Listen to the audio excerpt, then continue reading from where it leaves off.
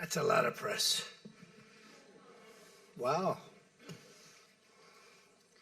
Well, it's important stuff. And you know, our team out here, well, they've all become stars, superstars actually. But we want to thank you very much. We've had a tremendous time and I think a great success. And we just concluded a very successful NATO summit here in Turkey. And I want to thank President Erdogan, who's really a great man. He's a great leader. He's a friend of mine, been a friend of mine for a long time. He's a strong person, a very strong personality, and that's why he runs such a successful and good country, and really a great, I would say, a great country. Militarily, he's very powerful. People leave him alone, but he's really done a fantastic job. And from the moment we got off the plane, you look at the airports were beautiful. They built a new terminal for our arrival. Everything was beautiful. And so I just want to thank President Erdogan, who's done a fantastic job in Turkey. And I also want to thank NATO Secretary General Mark Rutte. Mark is an extraordinary person, smart, great leader. It's not easy leading so many leaders like that. You get a lot of leaders, and they're strong personalities, every one of them. And Mark does an unbelievable job. Couldn't find anybody better. I just want to say there was tremendous love in that room. The press got to see the sitting, but they didn't get to see the speaking. And I actually said, it's too bad the press couldn't see this, because every one of them spoke for a little while, and I spoke for a little while. And it's a lot of speeches. We kept it short, but it's too bad the press couldn't have seen what we were doing in that room, because it was very smart people, and they have a lot of good in their heart, not evil, good. And they're doing a great job for their country. The world is doing well. We have, as you know, the oil is down. We'll see whether or not we keep it down. We should keep it down. We're doing things that should have been done 47 years ago with Iran.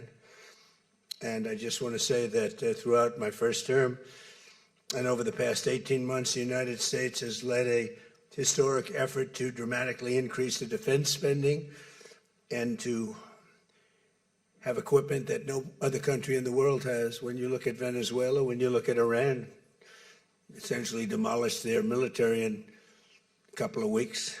They had a good military, they had a good Navy, they had 159 ships, everyone's at the bottom of the sea. They had hundreds of airplanes, they're all gone. They're all lying burned up on the runways. They were totally decimated, their radar's gone. Everything's gone, their leaders are gone, frankly. And their combat capability is pretty low. They have a small percentage of missiles left. They have some of the launchers, missile launchers left, call them launching pads, but most of that's been destroyed too. So we have the strongest military in the world by far, not even close, everybody admits it. Last year's summit in the Netherlands was great also, and we achieved an unprecedented agreement to increase the annual defense spending, and it's the benchmark, raising it from 2% to 5% of GDP, which everybody said was impossible. And now they're all thanking me, and most of the countries have agreed to it. We have a couple of that didn't, but I have a feeling they're going to, and pretty quickly. In fact, today they were very positive. One of them in particular was, I didn't think, a good team player. Today was a great team player. As all of the leaders understand very well, the United States remains by far the largest contributor to NATO, monetarily and maybe otherwise, and the strongest military anywhere in the world. And they respect us as a country. Again, they didn't respect us 2 years ago. They laughed at us. NATO laughed at us. Everybody laughed at us. They don't laugh anymore. There's no more laughing. This year we invested a record $1 trillion in our armed forces, and we're going to be asking for $1.5 trillion coming up. We have the money being spent on the best equipment anywhere in the world. In the working session this morning, we discussed the progress other members are making toward the 5% target, and they're making great progress. Many of these countries are very rich, by the way. We don't have to feel sorry for them.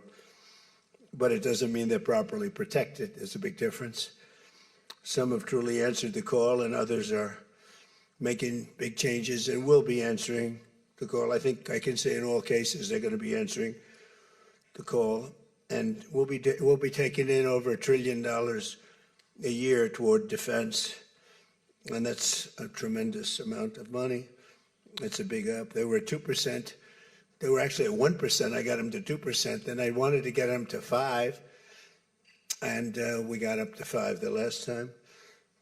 And they're, just again, if you could have seen the respect and the love in the room, and it's love really for the country, for our country. I don't want to say me because you'll say, oh, he's so conceited. He's such a conceited person.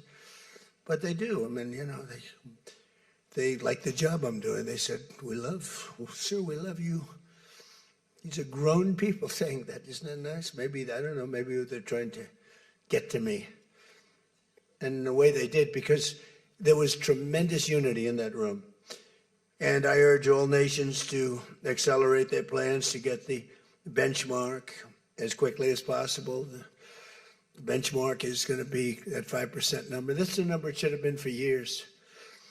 As a result of the commitment we achieved last year, defense spending of other NATO members surged by more than almost $150 billion in 2025, and much of that money is being spent on American-made equipment. They all want American-made equipment. We're pushing very hard to have the defense companies, and they're great. We make the best equipment, the Patriots and the Tomahawks, and everything we have is considered to be the best. Not by me, it's everybody wants it. I wish we made it faster because we could sell as much as we could make. And as you know, I had Lockheed and every one of the companies, all of the companies, which are Raytheon as an example, Boeing. So many of those great companies are now building plants. They had big plants, but they were using them 24/7. I said, that's not the way to do it. You have to build more plants. You don't have to just go overtime. No tax on overtime. Remember that, please? No tax on overtime. Those people are happy. But they were doing literally 24 hours to get the Tomahawks done and the Patriots done and all of the other defensive and offensive equipment done. It's the most sought after equipment in the world. You saw that with Venezuela, where they had a lot of great equipment. It wasn't ours, and it didn't work. Our equipment works, but we have to produce it faster for other countries. For everybody, including ourselves, we have to produce it faster. So we think within a year and a half max, we'll be, instead of waiting for a year or 2 years, we'll be having it on a 2-week wait, maybe a 1-week wait. That's what I want. And it'll do really well. A lot of people are, just waiting. They're waiting. They want to get this defensive equipment, maybe in particular the defensive equipment, but offensive and defense. As much of that money is being spent on American-made equipment. That's the money that the European and Canada are spending, European countries mostly, and Canada. And they're spending that with the United States, largely. And it's American-made, made in the USA, as we say. Weapons, munitions, supporting thousands of American jobs. This will increase. We have the highest number of jobs. Right now, we have the most people working in the United States that we've ever had in the history of our country. We have the biggest investment ever made, $19.2 trillion. That's 6 times more than we've ever had. Think of it, 6 times. And what did that with tariffs? Without the tariffs, I think we would have done fine, like at about 2 or 3. The last administration had much less than $1 trillion invested for 4 years. We have $19.2 trillion invested in 1 year. We haven't gone into the extra almost a half a year, 1.5 years. Those numbers won't come out for a little while. So we have 19.2 trillion, not billion, not million, trillion with a T, invested in plants and equipment that's being built all over the country. Eli Lilly is building plants, big drug, Merck, all of them, the drug companies are building. The car companies are building like crazy. In fact, as you probably saw a big announcement yesterday, Toyota is leaving Mexico and they're going to build one of the biggest car manufacturing plants in the world in Texas. That's because of the tariffs, because we don't mind if you build in Mexico, but if you build in Mexico, you have to pay 25% tariff. If you build in Japan, or if you build in any place, China is a much higher tariff. It's just 100% tariff because we don't want to lose our jobs. We don't want to have our workers lose their jobs. We have the largest number of plants being built for the most money ever in the history of our country. Car plants, AI plants, and all other plants, pharmaceutical plants, chips. We're not giving anything. All we're saying is, if you don't start, we'll give them a year and a half to 2 years to build their plant. If they don't have that, they have to pay 100%, 200%, even 250%.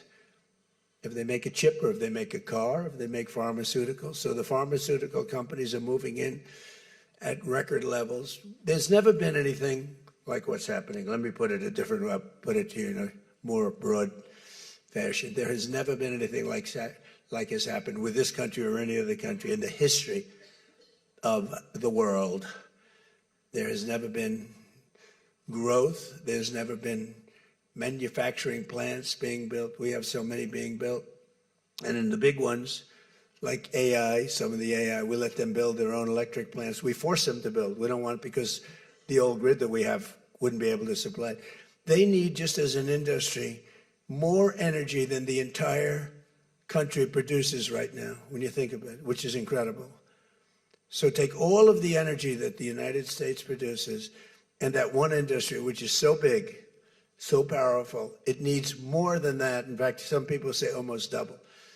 So this was my idea. I said, you can never service that. You can't reinvigorate the grid. You can make it better, but nothing like that. You wouldn't be able to build. And we're leading China in AI, well, in just about everything. But we're leading China in AI. Even in TikTok, I was watching somebody say, oh, the TikTok deal, it's so bad well, because they say the deal was incredible, but they think the word that gets out is bad, except the numbers just came out, and I'm number one on TikTok, and all I do is talk about communism, right? So it's sort of good. I used it to get elected, too. But, you have to get your word out. But the numbers came out just a little while ago, and I was number one. Some ridiculous number. I never heard of numbers like that, but number one. And all these entertainers are number 27, 29. It's crazy. I don't even understand myself. But that means that my word's getting out about how great our country is, how successful our country is, and how bad communism is, and how bad these lunatics are that are running for election that don't sound good, don't think good, and don't look good. I don't see any looker. I don't see anybody with the look. You need the look, I guess. You need something, but they don't have it. And I think they'll fade fast. And it's not social democrats. This is not a social democrat. These are communists that are running. And they don't want God. They don't want successful things to happen for our country. They don't want to have a successful country. I think they're sort of crazy. As European nations rebuild their militaries, American equipment will be the largest beneficiary. The defense companies are going to be making most of that equipment. They want the American equipment because it works better. It's not a question of anything else. We make the best equipment in the world. And to that end, I provided other leaders with an update on the steps we're taking to rapidly scale up production in the United States. And they wanted to hear that because they don't really want to get it in 4 years, 5 years. They want to get it like in a week. And we'll actually be at a point like that in the not too distant future with the plants that are being built. The defense plants, it's incredible. Lockheed is building, I think, 5. Some of them are building 3, 4, or 5, and they're big ones. It's going to quadruple the output we have with the munitions and the basic equipment itself, whether it's a Patriot or Tomahawk missile or any of the missiles that we make many missiles, different types, for different occasions. And just today at the summit, we announced $3 billion of new defense investments with U.S. companies. And Lockheed Martin will establish a world-class Patriot missile sustainment facility, a big deal in Europe. They're given a tremendous incentive by Europe to do that. All goes to the benefit of us and Europe because they're getting the best equipment. Northrop Grumman is moving forward with the sale of advanced American drone technology. We're actually the leader in drone tech. A lot of people don't know that. We have the most sophisticated drones in the world. And we're a real, I guess we're the leader, but we'll soon be the leader by many times over. And Lockheed and Rheinmetall are announcing a partnership to build the Army Tactical Missile Systems, which is a big deal. And Anduril is announcing a deal to build their new Barracuda missiles, which is a very highly sophisticated, fast missile, and we're doing that for Poland. Poland's doing very well, by the way, with a very, very good president, great president, I think.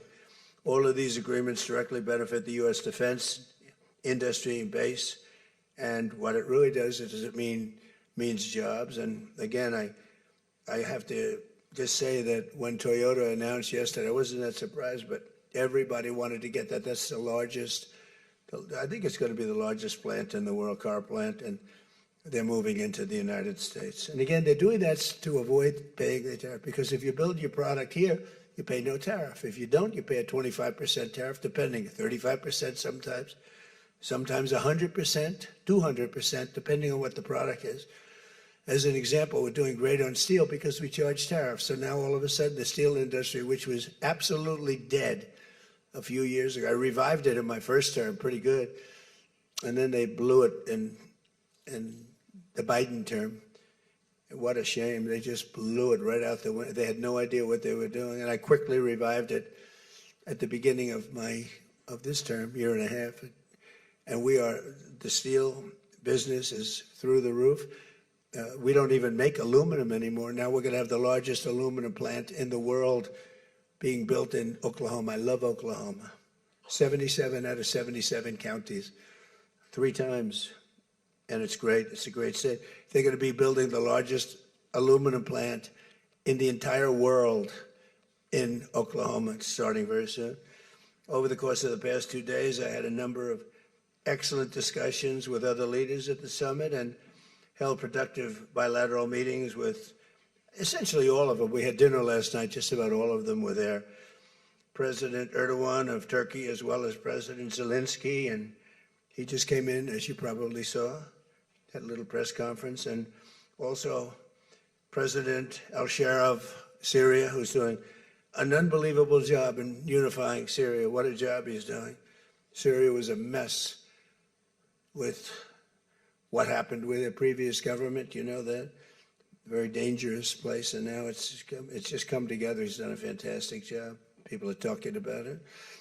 In every conversation, it was clear that America is back, and we're stronger and bigger and better than ever before. We have more jobs, as I said, than ever before. And we're respected again like maybe never before. We are so respected as a country. That's why I wish I told the Secretary General, Mark, I said, it's too bad the press could not see what's happening in this room. You saw the big round circle with all of the leaders of all of those countries. And I don't know, I think they should allow it. The theory is that they won't be speaking quite as freely and it won't be quite as good, but who knows? It was amazing, actually. The unity in that room was incredible. Really a love. It was sort of pretty wild. There was a love in that room that was great. So this was a tremendously successful summit. And again, I want to thank President Erdogan, Turkey, and so many of the presidents, prime ministers. They were all here from NATO, the NATO countries. And in particular, we have to thank the Secretary General Mark Rutte for doing a fantastic job. He really put on a tremendous, his was just something, he just He's a unifier. He's a tremendous unifier. So I could take a few questions. We've done a few of these already today, so I don't think we should take too many. I don't think we should take, right? So we're going to keep it a little bit short, and I know a lot of you are going home. Some are going with me. So go ahead, please. Sir, yes. Yes. No. The gentleman right here. The very tall gentleman who's very insecure. He doesn't want to ask the question. He's a handsome guy, but he's very insecure. Go ahead.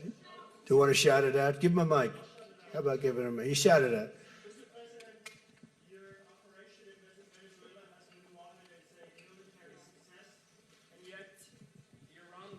Seems to be a strategic dead end for you. Why are you apparently unable to end the Iran war? So I think we're doing just the opposite. The Iran war has been a tremendous military success. And, you know, I can only answer the question by saying they're not going to have a nuclear weapon. I think I was there for one reason, that Iran cannot have a nuclear weapon. I call it, we denuclearize Iran, and that's happened. They will never have a nuclear weapon. That stuff is so far down under a mountain. It's a granite mountain that collapsed on top of it. Take months to get it out. I think it's a tremendous success, Iran. And you see the oil prices are lower than they were when I started. And people like to say that, but look, they have no military left. Their Air Force is gone. As I said, their ships are gone. 159 ships are gone. They're at the bottom of the sea. Their radar is gone. Everything's gone. So when you say not a success, it's a tremendous success. The fake news likes to say how well they're doing. They're doing terribly. They have 350% inflation. When the war started, they had like 6%, 5%. They want to make a deal, but they don't know how to make a deal. And then they go around shooting ships at night. I don't like that. You know, they're dealing with very fine people. They're dealing with Steve Witkoff. They're dealing with Jared Kushner and J.D. Vance. And they're dealing with Marco and Scott. They're dealing with great people, but I don't know. I think they're a little loco. They're a little crazy. But they told us they'd like to go to the funeral of a very a person who was killed a lot of people.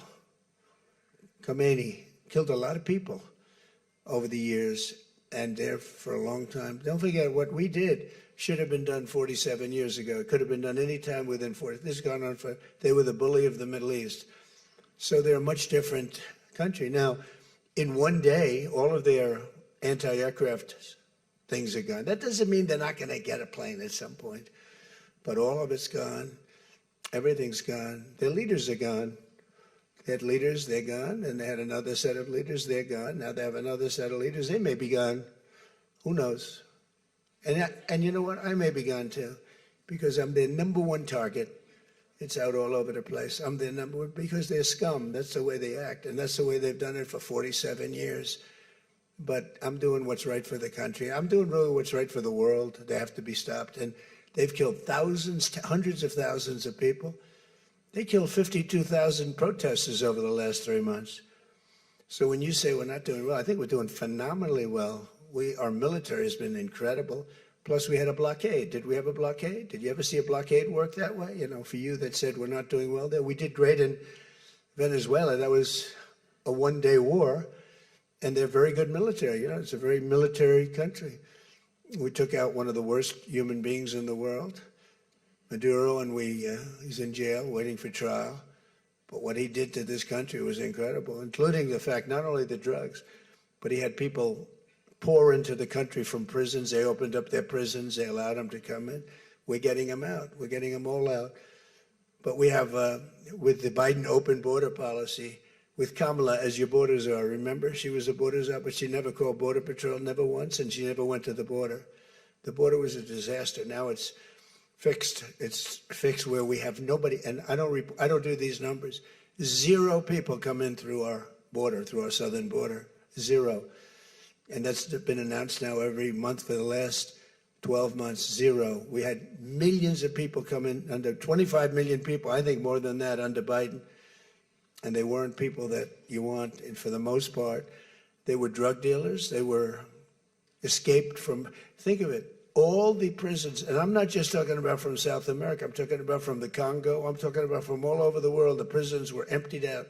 They were emptied out into our country. But they had the worst murderers. We had people allowed in our country that should never, and they walked in through an open border policy. And all I'm saying is that you're lucky we won this election. Yeah, please. Go ahead. Go ahead. No. Yes, go ahead. Who you with? Why don't you say your name and who you're with? It's always helpful. Thank you, Mr. President, for doing this. Iris Tao with NTD, with a sister media with the Epoch Times. Okay. On communism, you've been issuing a wake-up call to Americans at home about the dangers of communism. And now you're speaking on the world stage. What's your message to people both living under communist and socialist regimes, but also people living under democracies like in Europe and America who might not have realized how close communism has come to home? Yeah, that's a great question, actually. But look, I want to get the word out because what's forming is communism in the country. And communism's easy to sell. I would be the greatest communist in history. I'd be right up there with Lenin. I'd be as good as anybody. You've got free rent for the rest of your life. What they don't say is that you'll be living in squalor in 12 months. You've got a free house. Would anybody like to have a free house? We'll take it away from somebody. We'll give it to you. You'll have murders all over the place. Communism's a disaster. It's been proven to be for thousands of years under different names, but same thing. It's very important. And, you know, it's funny. One of the reasons I do so well with Hispanic people, I set a record, Republicans. I get great numbers for the election, helped me get elected in a landslide. The Hispanics, because a lot of them came from countries that were essentially communist. You know, whether you call them radical socialist or communist is not that much, but there's a little difference. When they say social democrats, we're social democrats, it sounds so nice. It's not nice, it's a very dangerous term. So I do talk about it, and I talk about it on TikTok, and I talk about it everywhere. I talk about it here. And you're right, it has become international, but it's never worked, and it's not going to work. What is working is the United States. So think of it, we have more jobs than we've ever had. People are making more money than they've ever made. I'm talking about workers now. I'm talking about workers. They're making higher salaries than they've ever made before. It's just the best system, and it's got flaws, but everything's going to have a little flaw, but it's been amazing. And when I watch what's happening, and I see these lowlifes getting, I mean, they're lowlifes. I watch them. I know good people. I know quality people. These are essentially lowlifes. And when I see what they're talking, I think they're very dangerous in many ways. And I've said it, and then I said, boy, that's a pretty big statement. Then I realized, you know, a couple of people said, I think you're probably right. I think this country, with this thing that's going around, is in more danger than it was during World War I, World War II. If you talk about September 11th, if you talk about Pearl Harbor, that was big danger. I think the concept of us going communist, because one thing that happens when you go communist, you never come back, never comes back. You die in squalor. You die a horrible death. You die in squalor, and it gets very evil and very nasty. Yeah, please, go ahead. Mr. President, Tyler Pager with the New York Times. Last month you said Iranian leaders were very rational people, nice people to deal with, strong people, smart people. Today you said they were scum, sick people, and being led by sick people. What changed, and do you think I got to know them. So I've said that about a lot. Now, when you say rational, I think they're much more rational than level 1, level 2. Level 1 is gone, level 2 is gone. This is level 3. I think they are more rational, but based on their actions over the last week or two, they're not doing a service to the people. And I think more than anything else is I got to know them. And I'm not sure I want to make a deal with them. We can play games, but I'm not sure I want to make a deal. Let's just finish the job. Yeah, please, go ahead. Go ahead. Go ahead. Go ahead. Thank you, Mr. President. Steve Sedgwick from CNBC. The oil markets are up today, around about 7% for WTI and Brent as well. The world is taking you at your word, sir, that the MOU is over, that the ceasefire is over. What happens next, sir? Are we on the cusp of a full-scale return to full conflict? Well, I'll tell you what happens next. We're never going to see Iran have a nuclear weapon, because that's much more important than the numbers you're talking about. the prices of oil are dropping like a rock. Now they'll be up a little bit, and this will end very quickly. We have an oil glut right now because we got all those boats out of the strait, and it's going to drop, and I've predicted everything. I've been right about everything, and I have been for a long time. That's how I got to be president 3 times. That's how I won 3 elections. I did very well in the second one, won it. It was a rigged election, but I've been right, and oil's coming down. Now, I have to make sure of one thing, that we don't have lunatics having control over nuclear weapons. So we have that now. There's no way they have a nuclear weapon. We have cameras, as an example, on the site that those beautiful B-2s at 1 o'clock in the morning 10 months ago blew up. They blew it up. We have cameras, that's called Space Force, if they're in space. But we have cameras that can read the badge of the person going over to a site. Mohammed something. We say it's Mohammed something is there with shovels. Well, shovels won't get you there. The biggest machinery in the world probably won't get you there if you want to know the truth. It's way, way below. But we're watching that. And if anybody goes there, they get blown up. So nobody's going to touch that. Eventually we'll take it. But what we do have is we have that. That's gone. If we wouldn't have had that, they would have had a nuclear weapon and they would have wiped out Israel. If I weren't president, Israel wouldn't exist. And we did it 2 times. When the JCPOA, the Obama deal, when that was originally conceived, everything went to Iran. 1.7 billion in cash, hundreds of billions of dollars. They thought they could buy peace with these people. You can't do that. So the big thing we have is more important than anything we can talk about is you can't let lunatics have nuclear weapons. And we've stopped that. And that should have been stopped on a couple of other occasions, too, with different countries, but they didn't do that. Yeah, please.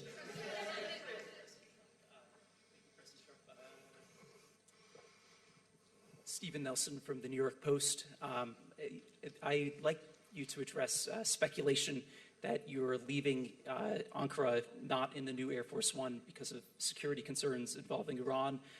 You've spoken today twice about them possibly assassinating you and possibly being successful. Did that concern have something to do with it? Well, I speak about it a lot because, you know, the life of a president is very dangerous. It's 5.2%. You know what a race car driver is? 1/10 of 1%. A bull rider, that looks pretty dangerous to me. It's 1/10 of 1%. No, it's 5.2% is you don't make it. You should have told me you're an excellent reporter. You should have told me that years ago. Maybe I wouldn't have run. It's a very dangerous profession. No, I'm #1 on the kill list for Iran. They're lovely people. I'm #1. So I don't know. I can't tell you that, but I don't really care because I'm doing my job and I'm doing it, I hope, better than anybody's ever done it because we have a country that's hot and really, really successful. But I mention it only because it's on the list. I mean, it came out. There was another list came out yesterday, and I'm #1 on. I like being #1 on TikTok better, but I'm #1 on the list for killing.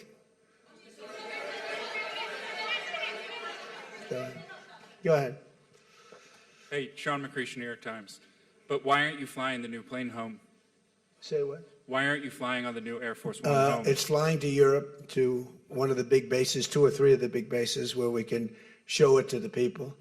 And we'll be going home by normal methods. But we have it going to Europe, to a couple of bases, actually 1 in particular, but it's going to go to a couple of bases, stop, so the soldiers can see it because it's truly magnificent. Yeah, please. Go ahead. You want to go? Okay, go ahead. Mr. President, Harici Media, Tunç Akkoç, Türkiye. Mr. President, it seems that the war with Iran may start again. What do you expect from your European allies? I don't think it's going to start again. I think it's going to go very quickly. They hit a couple of ships, and so we hit them much harder. When they hit, we hit 10 times harder. You know, we hit much harder than they do. We have a lot better equipment than they do. We may even, somebody asked before, do you think you'll hit them tonight? I said, we might. Yeah, we might. But when they hit, we hit. You know, it's what we use their language. We speak their language. No, I don't think so. I think anything that happens is going to be over very quickly, and we'll only make it safer, including for oil. Oil is going to be very free, very easy, and it's going to happen very fast. We have the Hormuz Strait, the boats have pulled out. I mean, there's a gusher of oil right now. We have a lot of oil. And no, anything that happens is going to happen very fast. We're not looking for long term. Okay, go ahead, Red. You said today that countries... You're with who? MS Now. MS Now. That's a failing network. Why would you want to work for them? MS Now. Can you imagine? They wanted to get away. They took the name NBC because they were embarrassed by it. Go ahead, let's go. When you hear this question. You said today that countries like Spain, Italy, and the UK were not there for the U.S. and its war with Iran. Should those countries be attacked, will the U.S. be there for them? Well, I'll tell you what. Number one, Spain has been very bad, but, you know, Italy's been good, and almost all of the countries have been good. They just had a bad moment. They didn't help us. We didn't need the help, but if we would have wanted the help, I said, by the way, if I want help, Sir would rather remain on the sidelines, and I didn't like that answer. UK gave an answer that was sort of weirder than that. They went out. I said, would you like to help? They said, we do, but we want to wait till the war is over. This was not in the spirit of Winston Churchill. So, yeah, I mean, I'll tell you what, I can only say if there's one word that comes out of today, it's unification. I've never seen anything like it. Every one of those countries, they love us, they love each other. That was tremendous unification. It was a nice thing to say, and it was a very fair question, too. Yeah. Green? Yeah, you're wearing green, right? Thank you, Mr. President. Eda Turul from Haber Global TV, Turkey. Mr. President, after your meeting with President Erdogan, can you tell us whether you and President Erdogan reach an understanding on Turkey's return to the F-35 program and the future of U.S.-Turkey defense cooperation? And do you believe U.S.-Turkey relations are entering a new chapter right now? Well, I had a great relationship in my first term. You remember Pastor Brunson, and he was put in jail for 35 years, and I called. He was an evangelical hero, actually, very good man. And I called President Erdogan, and he let him out. I didn't pay anything like Obama and Biden pay billions of dollars all the time. I never paid any for anybody. I just let him out. Let him out.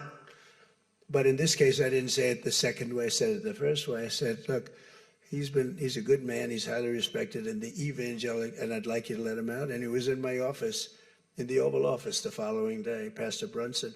I had a great relationship. When Sleepy Joe Biden got in, bad things happened with a lot of things between the border. Everything was bad. We were laughed at all over the world, and we had a very bad relationship with a lot of countries. I think Turkey was one of those countries. But that changed on November 5th when we had the election. And it's one of our best relationships. We have a great relationship. And they're talking about the F-35 airplane, and it's the best plane, and everybody wants it. And we have to make a decision who we give it to. I mean, my inclination, because he stayed out of, he's not a huge fan of Bibi, and he's not a huge fan of Israel, but he stayed out of that war. He could have gone into that war very easily, and he didn't. At my request, he stayed out of that war.